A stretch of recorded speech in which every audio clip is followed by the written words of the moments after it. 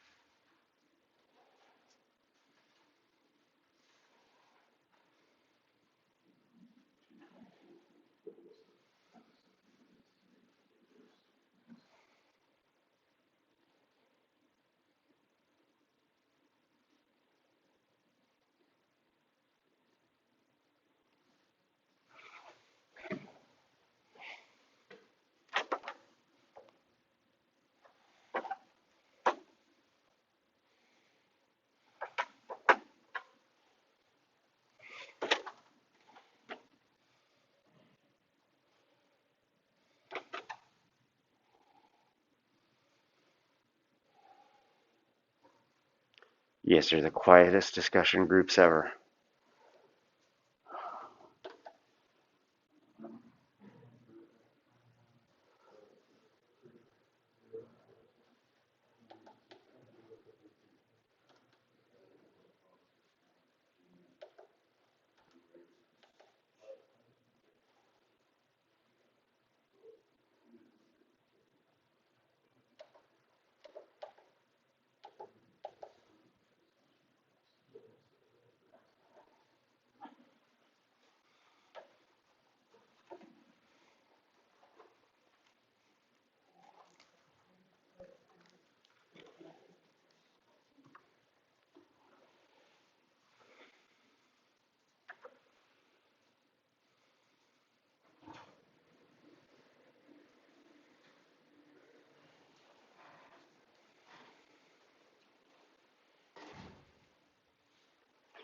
You guys join a group. Doesn't matter which one, just keep them even in size.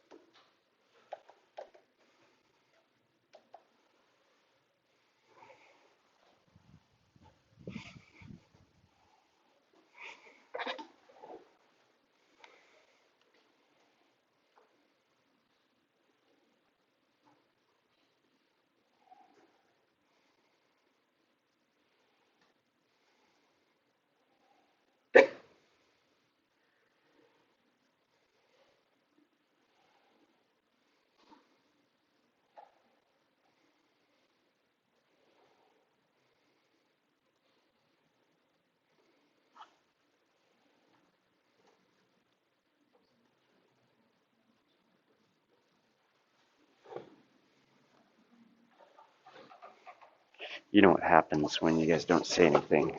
I joined your group first. So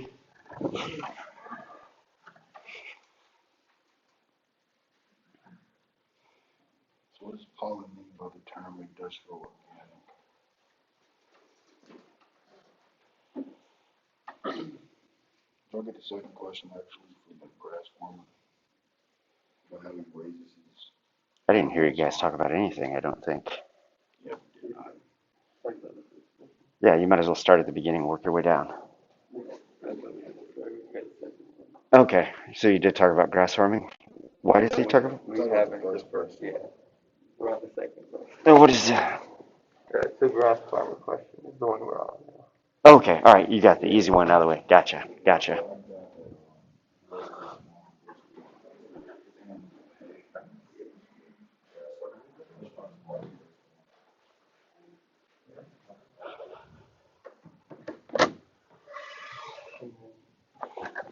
How does that relate to also?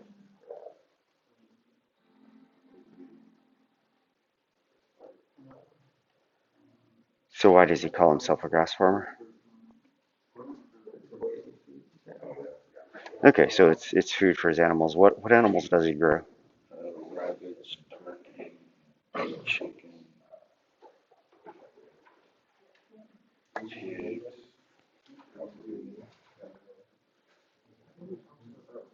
Okay, so he's an animal farmer, but he says he's a grass farmer because clearly it's the grass that feeds the animals.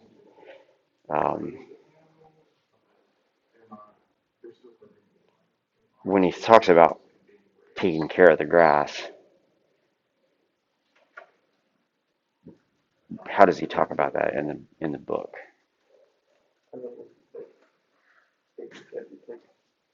Like he doesn't feel that he's a livestock farmer necessarily because that's not what makes him money. Him having good grass is what makes him money because it provides nutrients for the animals. Okay, so as long as his grass is in good shape, he can rely on the animals to just kind of do what the animals evolved to do, which in many cases is graze on grass or graze on things that are associated with other things grazing on grass. He gets to more of that in chapter 11. Yeah, and Um, that goes into the rotational grazing like he talks yep. about. Okay. All right. You guys come closer so you can talk to these guys. Feel more like a group.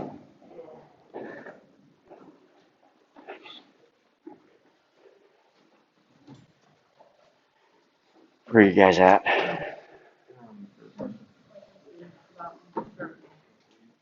Oh yeah, organic. We're gonna unpack the term organic here in a little while.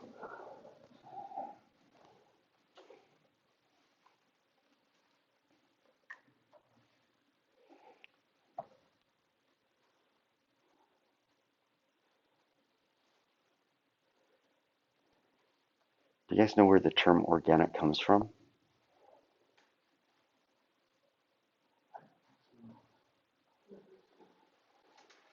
It's a marketing device. Look up the Agricultural Marketing Service.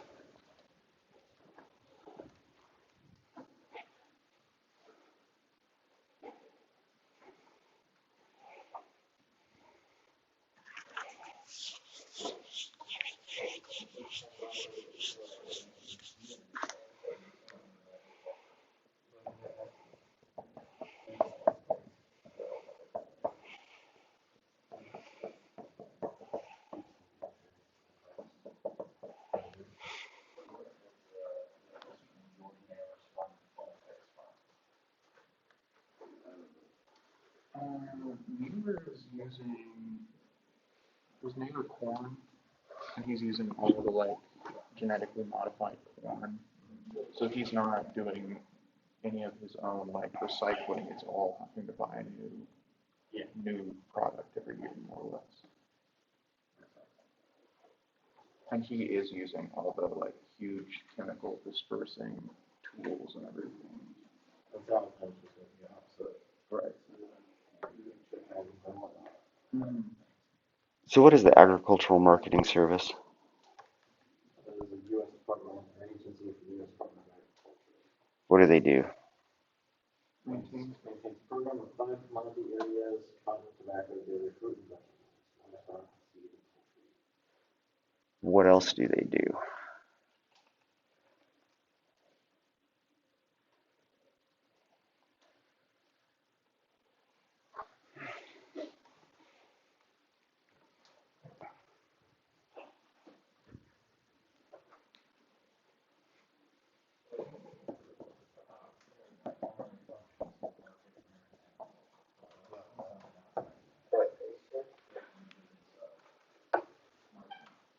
Okay, as the name would kind of imply, right?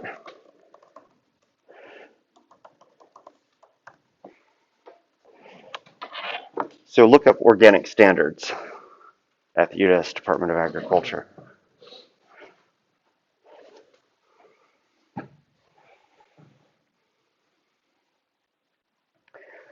Find the web address of that particular page you're on.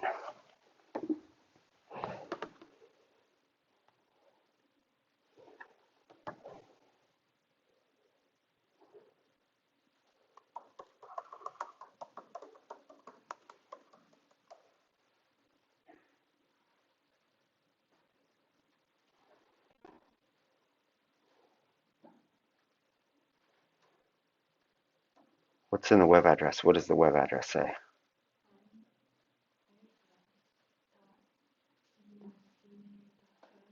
What does AMS stand for?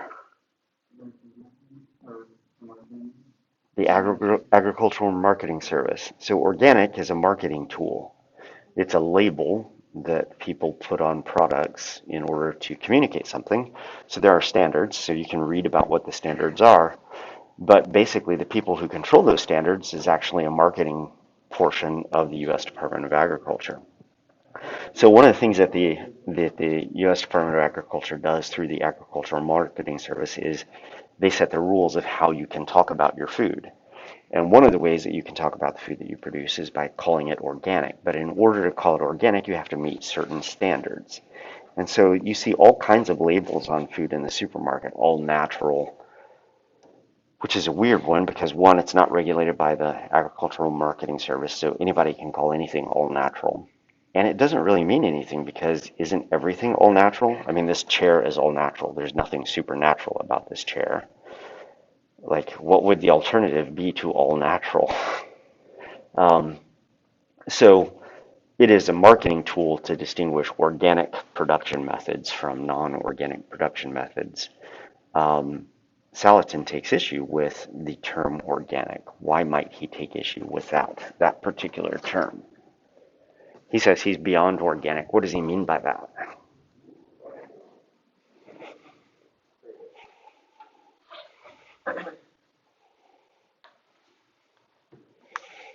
Where are you guys at?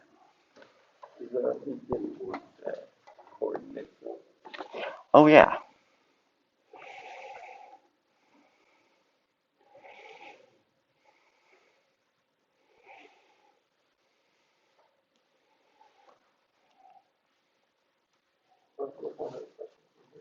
Mm-hmm.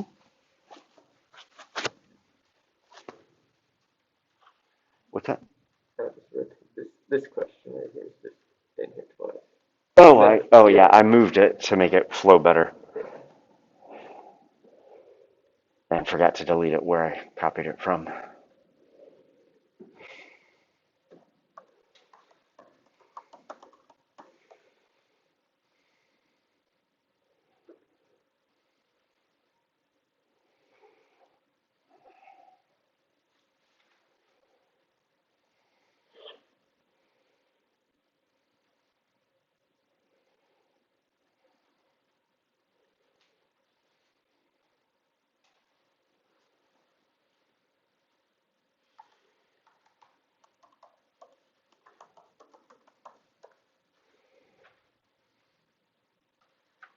You guys able to get to Google Earth since you're working on that question?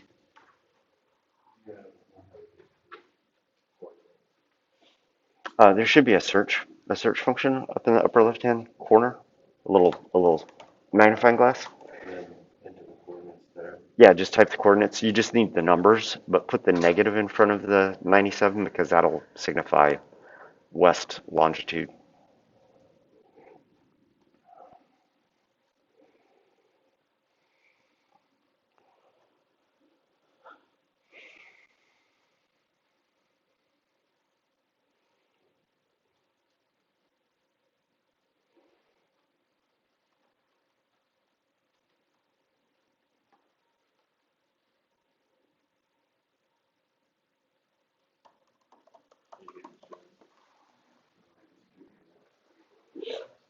That's what mine looks like too. It just kicked you out.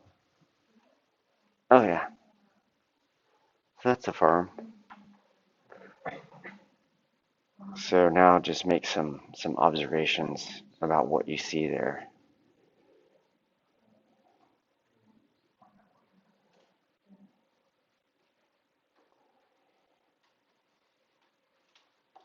So since it's not that big, Hmm? it's not that big. Well, you can't really tell where his farm ends and another farm begins, but it tells you in the book how big it is. Yeah. What do you think? But, Nope, it's more than that.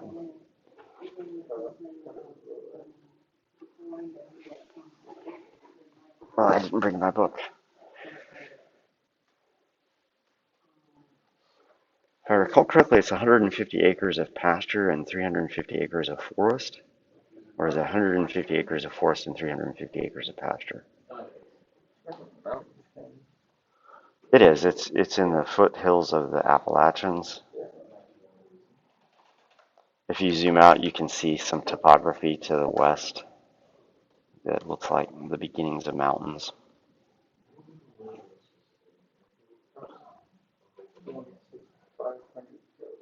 500 total.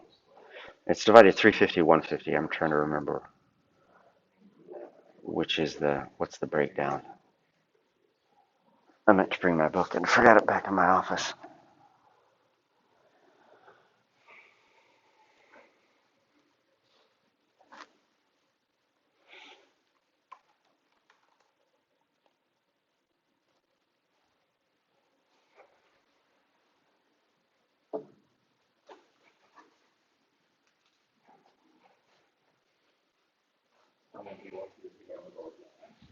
Hmm?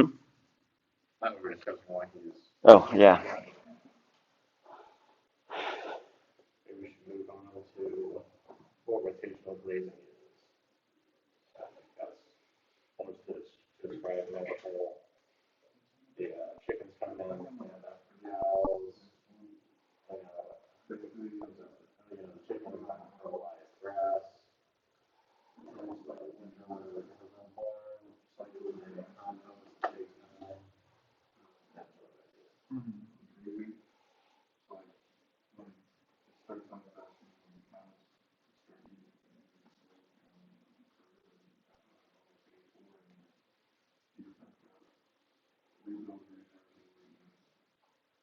Okay, what is this method going to your physical landscape that is like?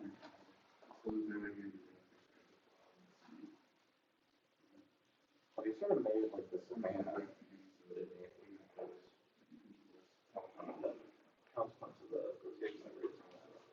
Well, his farm is made up partially of forest and partially of pasture.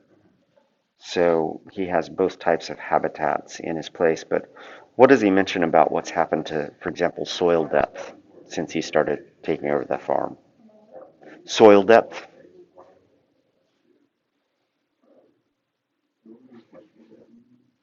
He's not losing as much soil as other farmers because the trees are blocking the wind from blowing dirt off, like washing dirt off. And something about the root system held it together really well, I think is what he was saying. Yeah, so rather than losing soil, his farm's actually gotten deeper soil since he's been farming this way. It's because grasses tend to hold in soil. They have these fibrous, adventitious root systems. They're very good at holding in soil.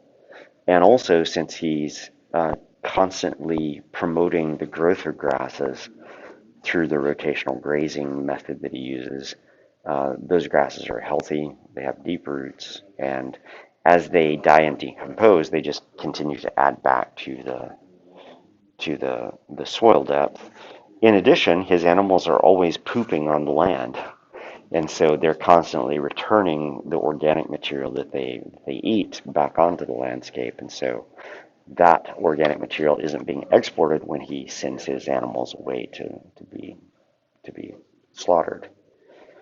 So it's kind of this self-contained sort of system that he has going on there.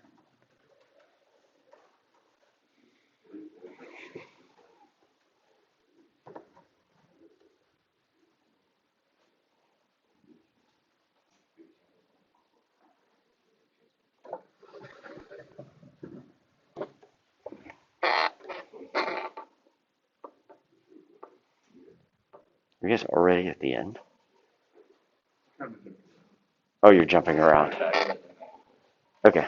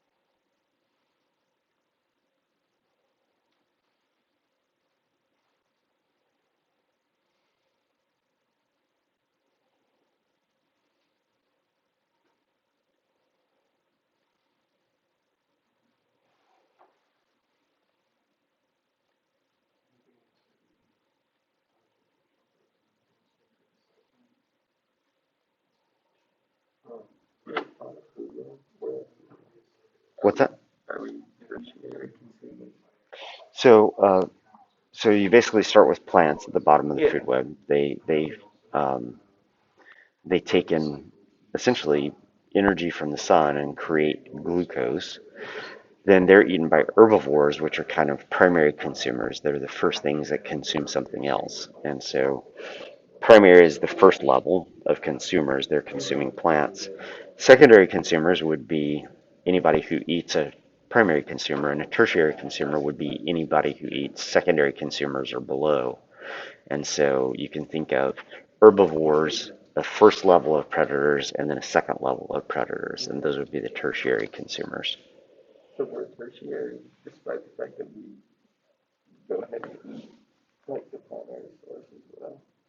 Yeah, so you generally would define a tertiary consumer based on what the longest food chain is that ever supports them. And so we are not primary consumers because we also eat primary consumers, so we'd be secondary consumers. You would have to argue that we're probably not very tertiary consumers because we don't eat very many predators of other things. So we tend to eat herbivores, which would mainly make us a secondary consumer. Seldom, even if we shot and killed something like a bobcat, we wouldn't probably eat that. For a couple of reasons. One, it's just kind of culturally not part of what we do.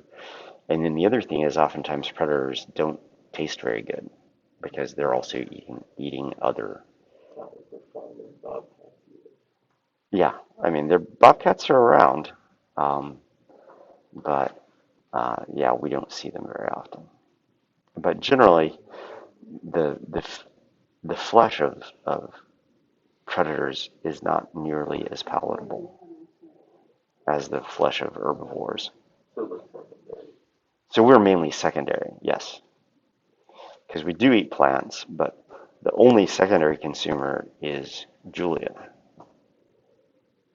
Sorry, the only primary consumer is Julia because she does not eat meat. Right? Julia, you're a primary consumer? You don't eat meat. So she's occupying that herbivore layer of the food chain. Those of us who eat meat, we're secondary consumers because we're eating cows, which are herbivores, chickens, which are herbivores, pigs, which are herbivores.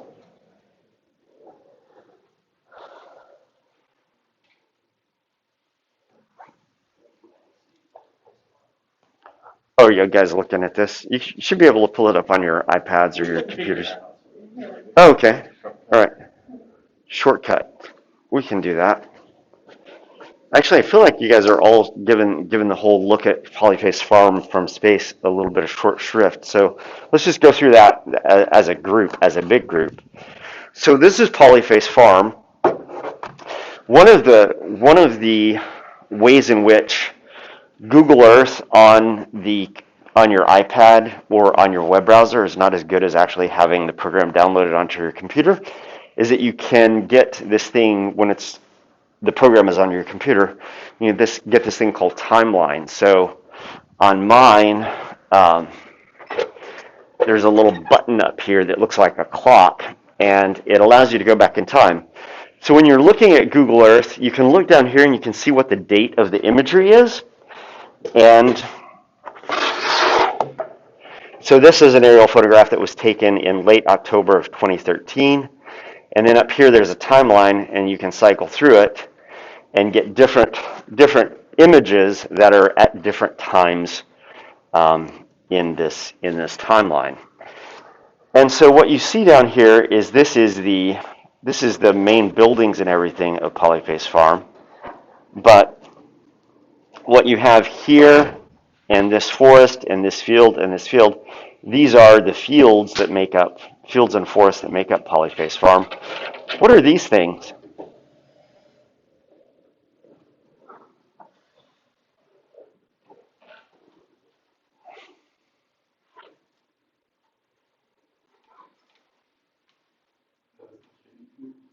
Yeah, these are chicken coops, and here you can actually even see little individual chickens. So you can see the individual chickens running around the chicken coops. What do you notice about this pattern?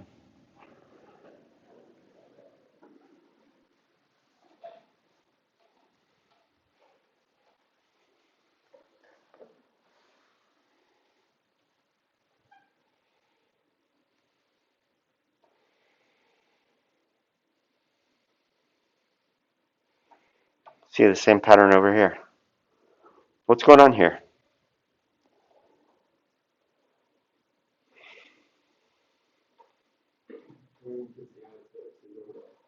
What's that? Yeah.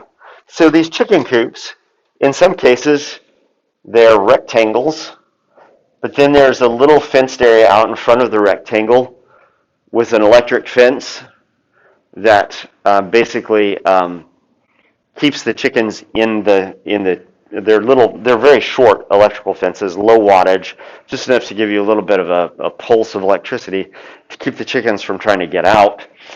And then this is attached to a trailer hitch, and then this thing just gets dragged through the field.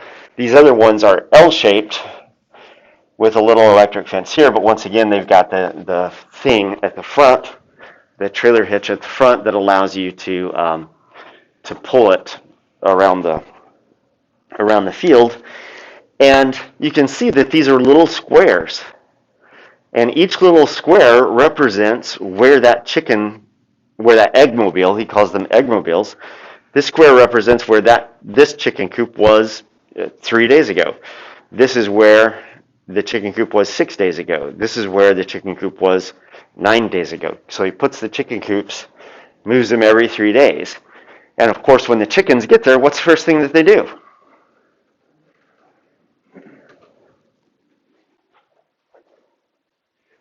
What's out in front of these chicken coops?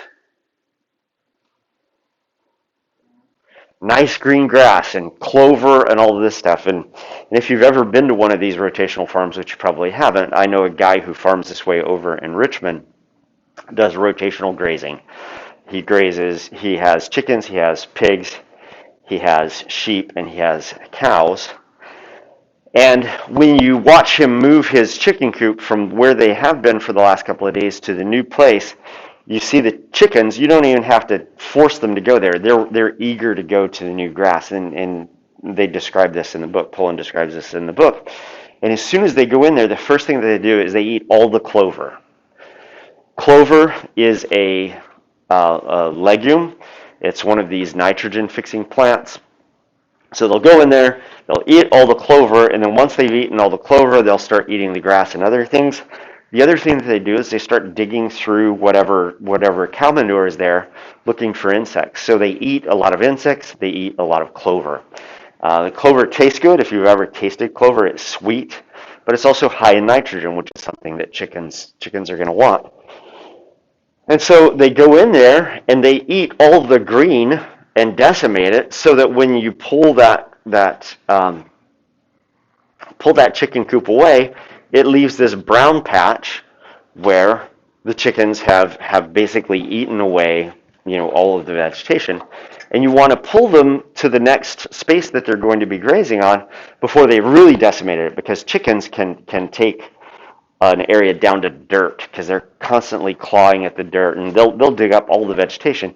So you don't want to leave them there too long. And what you see is this successional pathway, newly decimated, less newly decimated, all the way back to plots that you can barely tell that there was a chicken coop there because all of the vegetation has recovered. Of course, what's one of the reasons that this vegetation recovers so quickly? So you can see that it's been 1, 2, 3, 4. Well, let's go. 1, 2, 3, 8, 9, 10, 12, 13. It's been about 39 days that it takes for this to go from pretty well beaten up to pretty well recovered. Because if I recall correctly, he leaves these coops on the land for 3 days before he moves them again. And so you can kind of get a feel for how long the recovery time is. What are the chickens adding to the soil?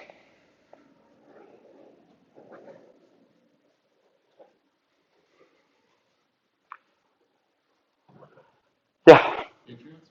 Yeah, they're adding nutrients. So they're pooping and doing what the equivalent of birds is, which is peeing. When birds excrete nitrogenous waste that comes out in the form of uric acid, but they're basically adding nitrogen back to the soil. They're adding phosphorus back to the soil as they're pinned up in these little spaces. And then they're moved from space to space every 3 days. And so this grass grows back lush because it's had two sources of nutrient. It has had all of the cow poop on it, that then the chickens are going through and getting insect larvae out of the cow poop. They're spreading that cow poop around as they look for insects in that cow poop. But then them themselves are adding nutrients back to the soil. So you've got a lot of nutrients being returned to the soil, which is why this plant community recovers so quickly. Once again, you can see the same pattern going on down here. You zoom out. What's going on up here?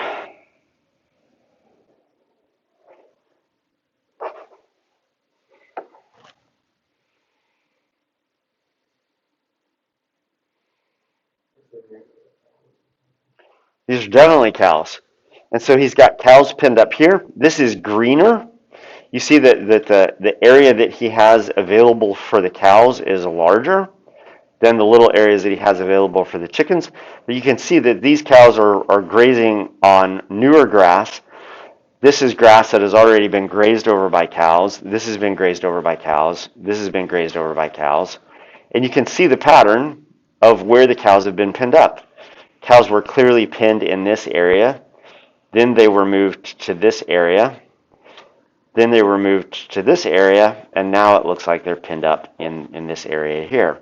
Here you can actually see, I'm guessing these are rabbit hutches, but you can see hutches where the rabbits live, and then you can see the little electrical fences that go around these pins that are keeping the rabbits in. So he's also running rabbits through these pastures as well. You can see that these cattle are held away from this new grass. Once they've eaten down this grass to the point where Salatin wants them to have it, he'll move the electrical fences out here. And once again, the cows will naturally leave this area that they've already eaten. They will go to this new fresh grass. And then when these chickens get to the end of this field, he will transfer them to the top of this field, and they will begin eating their way through this field after these fields have fully recovered from the cattle going through them. And so this is this rotational grazing system that he has.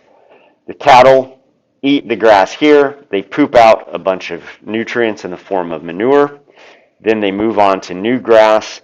After that area has recovered somewhat, he'll bring the chickens in. The chickens will pick through the manure, get the bugs that are growing in the manure. That's a good protein source for them, good fat source for them. They'll also eat all the clover and all the grass. And then that recovers fairly quickly because it's now gotten 2 doses of nutrients, the dose from the cattle and now the dose from the chickens. That grass recovers pretty quickly. And then by the time it is recovered, it's time to bring the cows back onto that grass. And it just goes round and round and round and round during the growing season. So this is the beginning of October of 2017. So all of his animals are still out in the field. Let's zoom out a little bit. It's hard sometimes to tell exactly where his activities are going on, but if you go through the timeline here, you can see once again here are his chicken coops making their way through the fields. Here's some chicken coops up here that are currently not being used.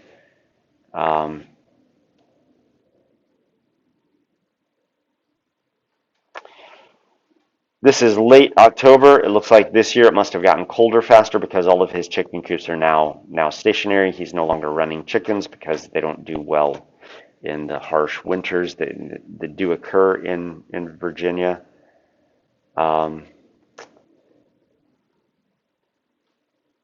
You can also tell that this is his land here as well because he's got chicken coops here and what looks like probably a rabbit hutch here.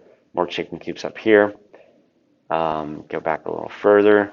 You can see he's just starting his chicken coops here. This is in January of 2007, so this must have been a really warm year. He's just starting his chicken coops up from this staging area where he has them at the top of the fields. And so this is winter, and it looks like these fields are just greening up. What do you notice about this field?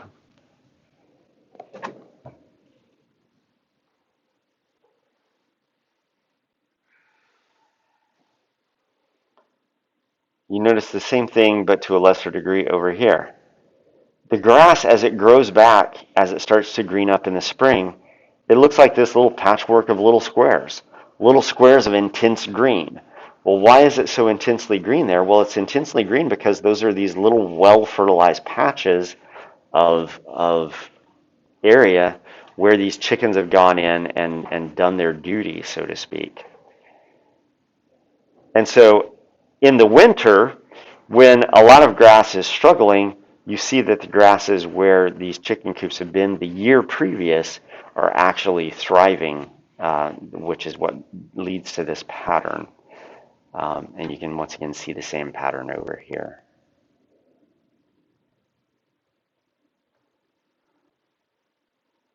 Let's see, what else do I want to point out?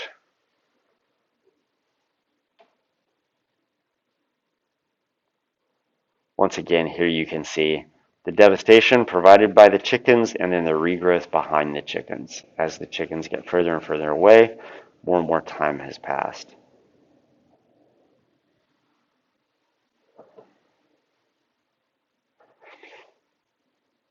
Here are the chickens getting ready to go out or going in for the winter, actually.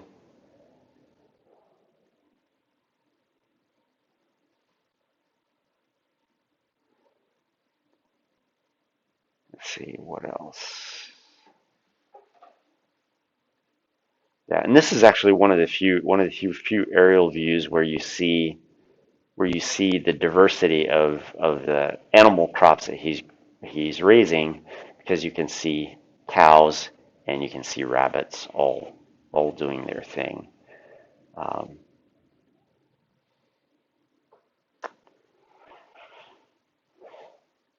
Where does he put his cows during the winter?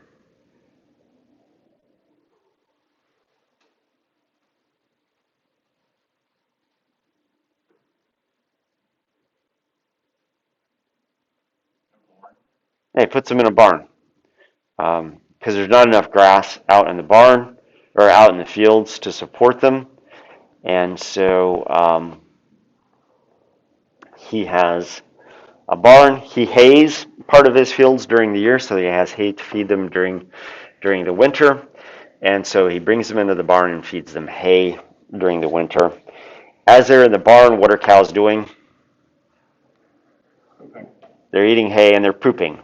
And what does he do in the barn? Somebody other than Aiden.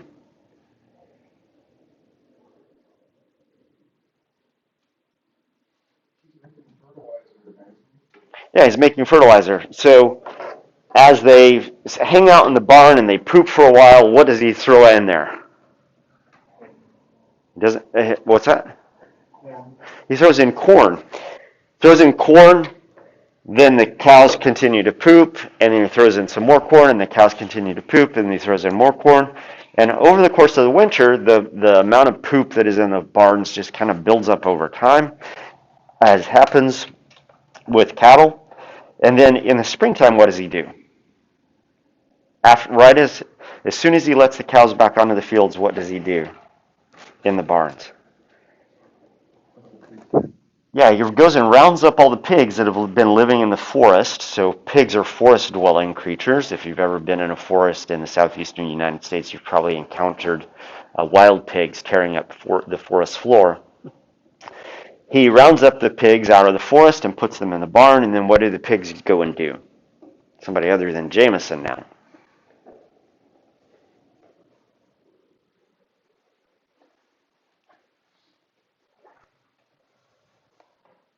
What has that corn been doing down in that poop all winter long?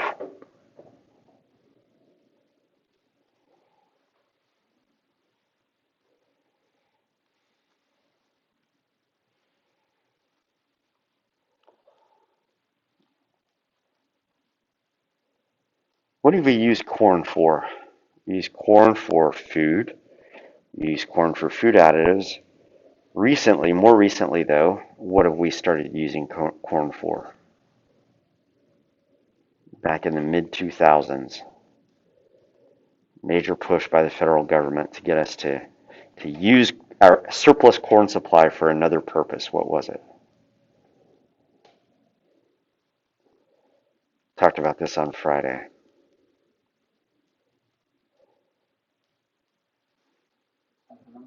Ethanol. So you can ferment corn and you can make ethanol from it. This is actually where the prohibitioners got their alcohol back in the days of prohibition. One of the reasons that there was so much alcohol floating around during that time is that there was a surplus of corn, and farmers were looking of other uses to put corn to, and so they fermented it, they distilled it, and they made grain alcohol out of it. And that's where prohibition bootleggers came from, was farmers basically trying to find another market for their corn, and the market that they found was fermenting corn, distilling it, and creating grain alcohol. Those corn kernels down in that poop, what are they doing all throughout the winter?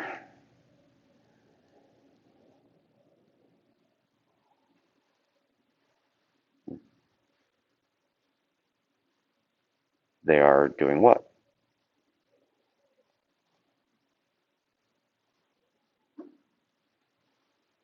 It's moist, it's warm. Hmm? Oh, thanks. Bless me with answers to my questions. So they're absorbing the moisture, but they're full of sugar.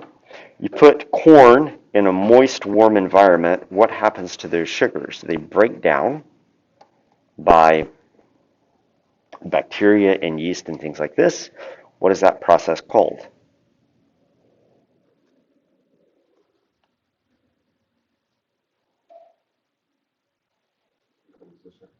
So it's decomposition, but it's a very particular form of decomposition. Breaking down of sugars by yeast that forms alcohol, that is fermentation. So those corn grains are fermenting down in that poop. And one of the things that you know about alcohol, or at least I suspect that you know about alcohol, is it's fragrant. You can smell alcohol. It's the first step by which police know that you've been drinking, is not only are you weavy, but when you roll down your window, they can oftentimes smell the alcohol on you if you've been drinking enough. And so it has a fragrance to it. And when the pigs go into the barn, they can smell that. Pigs are very good at smelling things. That's how they find food down in soil. And then they go and they dig that food up. If they're out in the forest, when they're in the barn, they start digging through this manure looking for those kernels of corn that have been fermenting all winter long. When they find them, they eat them because they're tasty. And in the process, what they're doing is they're churning up all of that cow manure that has been essentially composting all winter long, and they mix that up. They turn it over. And then, after they've done that job, what does Joel Salatin do with those pigs?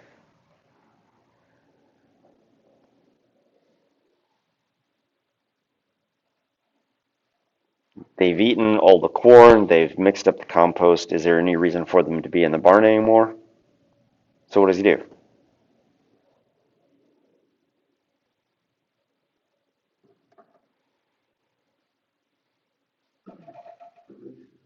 Yeah, cuts them loose, they go back out to the forest. He calls some of them to sell, but the rest of them, he lets them go back out to the forest, and they continue to do their thing throughout the year. Then what does he do with that compost? All that nice nutrient-rich compost.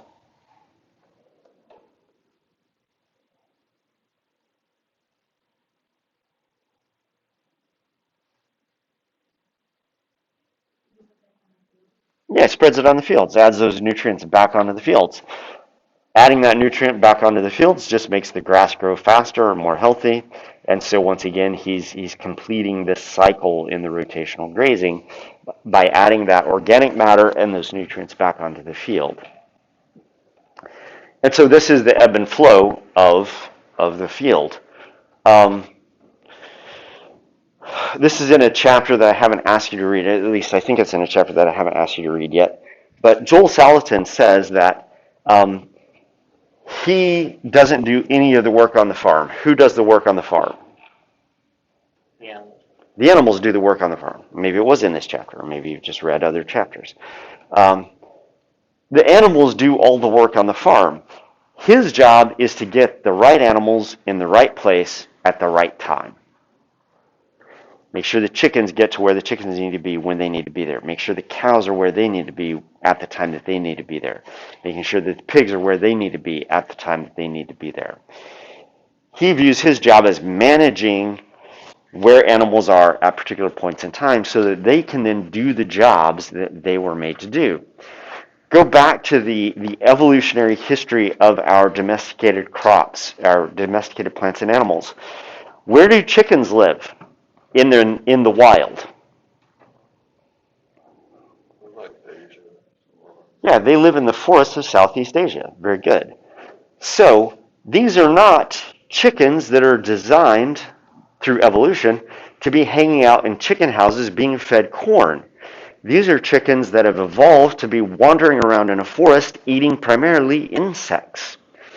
And on Joel Salatin's farm, what are chickens primarily eating? They're eating a lot of insects. They're eating some vegetable matter too, which they also do in the forest where they live. But what they're really doing is they're eating insects.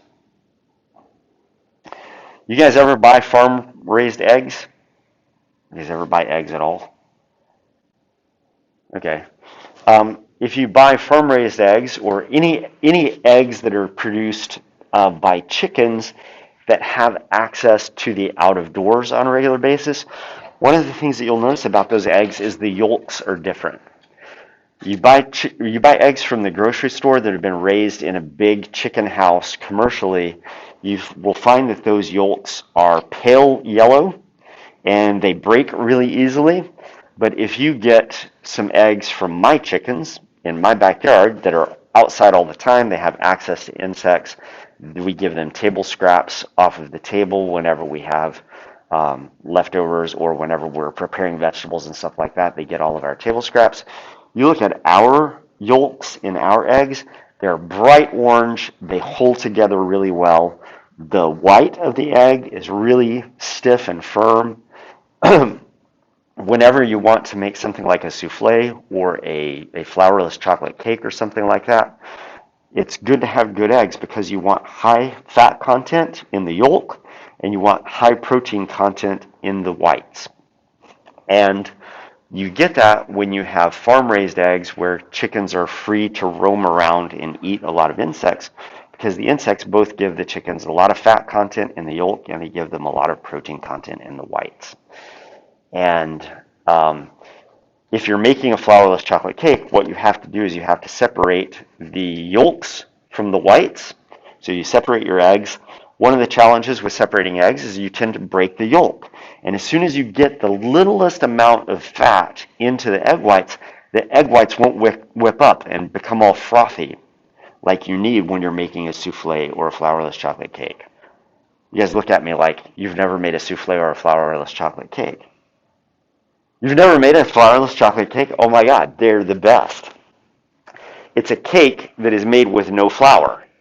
It's basically butter, chocolate, sugar, eggs, and just a hint of rum. And you separate the yolks from the whites. You whip the yolks up with sugar and rum and vanilla. And you whip the whites up into this big frothy, puffy, filled with air stuff. You melt your chocolate in a double boiler on the stove, and then you slowly stir in the yolks into the chocolate. So now you have chocolate and sugar and yolk and vanilla. And then once that is fully melted and combined, then you start folding in the egg whites, these big bowl of egg white fluff. And as you fold it in, that mass of chocolate gets fluffier and fluffier and fluffier, and it just kind of expands. And then you pour all of that into a cake pan that's been buttered and sugared so that it makes a nice crust around the outside of it. And then you put that in the oven, and then it bakes. And you bake it for a while, and then you slowly bring down the temperature so that it keeps on baking, but it's slowly cooling down. And it rises. And the goal is to get it to rise and then have it not collapse too far down.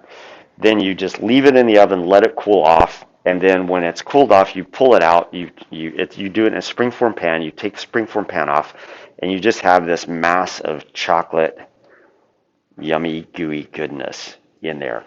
And you cut into it, and it's so soft and creamy because there's no flour in it. And it's just like soft, creamy chocolate wonderfulness. Sprinkle a little bit of powdered sugar on top. You can have it on with like raspberries and things like this on the side. But the trick to making a good flourless chocolate cake is having good quality eggs. Nice fatty yolks that don't break when you separate them from the whites.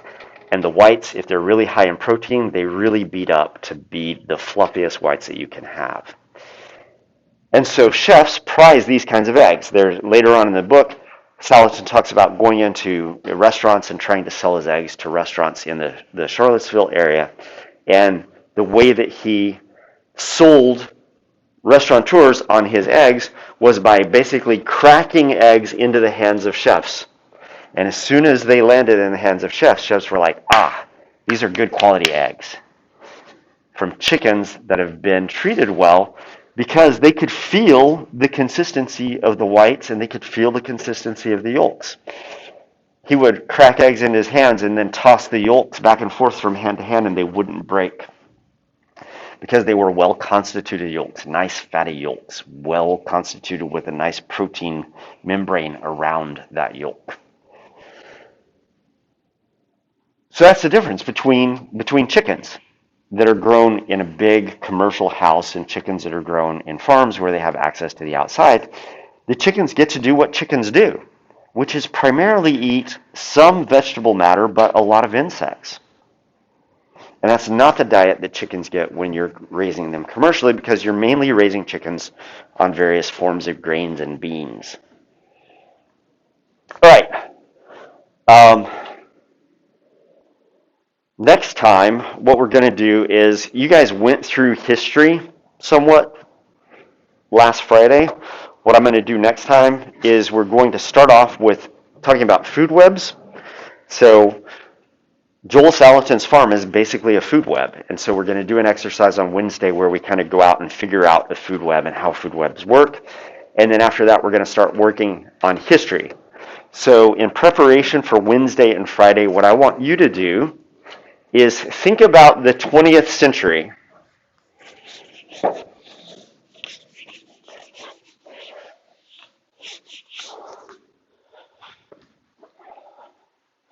And I want you to come in on Wednesday, and we might not get to it in much detail until Friday, but have it on Wednesday.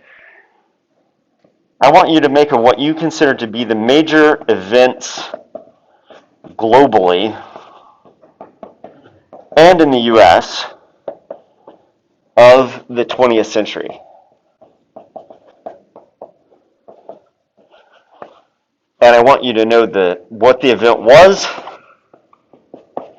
the dates that those events occurred, and if you can, I want you to figure out for yourself what ties they have to agriculture.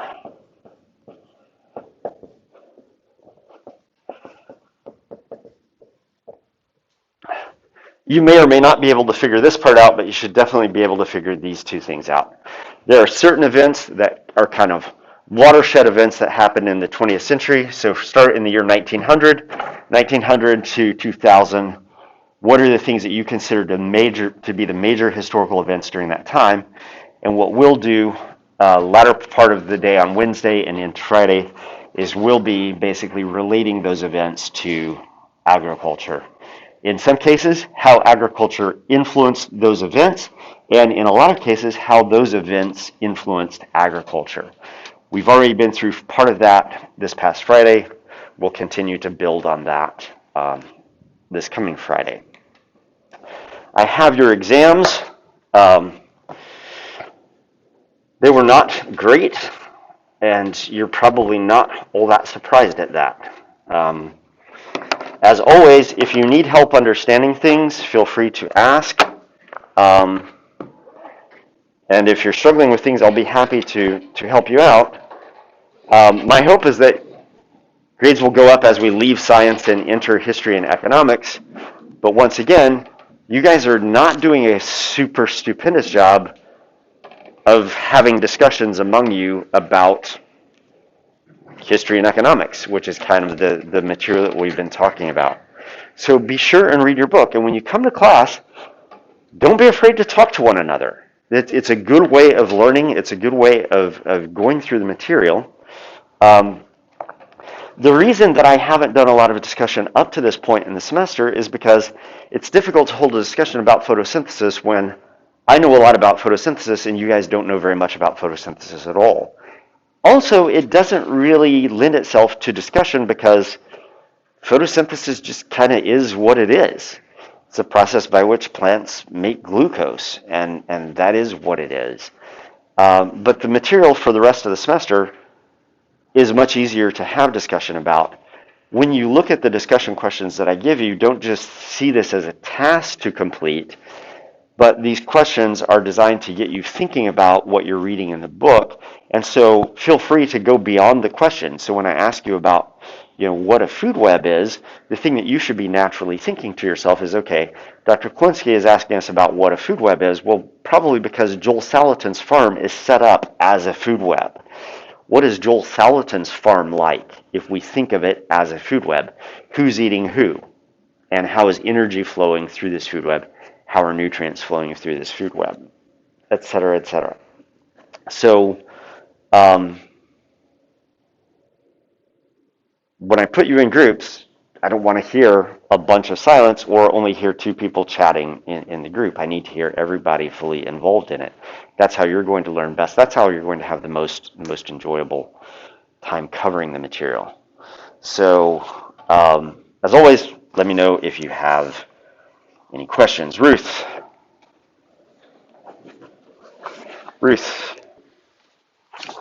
Aiden, Mark is not here. Where is Mark? Brendan, Robbie, McCaleb. I also have your first exam as well. You weren't here the day that I gave it back, and you never came looking for it. It's in my office, though. Jordan. Okay. Miles, not here. Julia. Jameson. JT, not here. Cameron. Bradley, not here. Adam is also not here. Wait, Adam is here. There's Adam. All right. Let me know if you have any questions. I have the key. I'll post the key to this later on today, hopefully. Oh, Kendrick, yours got in a different stack, so it's at home. I'm going to go home at lunch and get it because it came from Missy Henry, so it's in the Missy Henry stack. And I'll email you when I have it back on campus. I got to school today, and I'm going through, and I'm like, where's Kendrick's paper? And it's in that stack. So.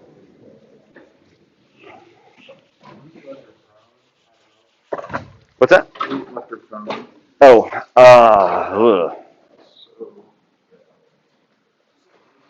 Yeah. Do you see her? Yeah, I work with her. Okay. You work with her now? Yeah. Okay, all right.